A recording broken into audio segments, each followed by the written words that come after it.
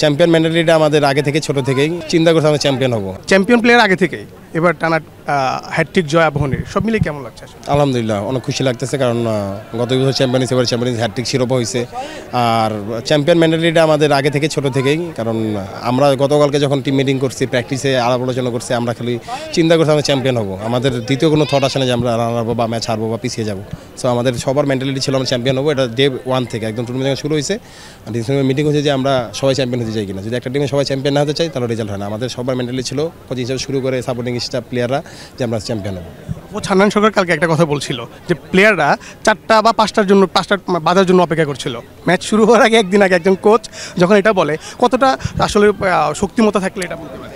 হ্যাঁ, কারণ দেখেন আমরা গতকালকে থেকে প্ল্যান ছিল যে আমরা মাঠে ঢুকবো, নিজের সেরাটা দিব, তারপর চ্যাম্পিয়ন হবো ইনশাল্লাহ। সব মিলিয়ে নিজে 30 উইকেট পেয়েছেন, সব নিজে কতটা স্যাটিসফাইড?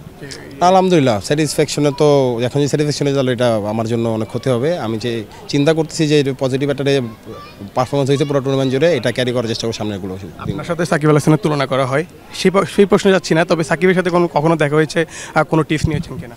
না, সাকিবের সাথে আমার ওরকম কোনো কথা হয় নাই, বাট আমি যে কখনো ওনার পাই ওনার থেকে টিপস নেওয়ার চেষ্টা করবো। আর ওনার সাথে আমাকে তুলনা করেন না, ওনার রেকর্ড, ওনার সব কিছু সোফার অনেক বেটার। সো আমি চেষ্টা করবো আমি যেন রাকিবুল হাসান থাকতে পারি, নিজের সেটা দিয়ে চেষ্টা করবো সব জায়গায় খেলার।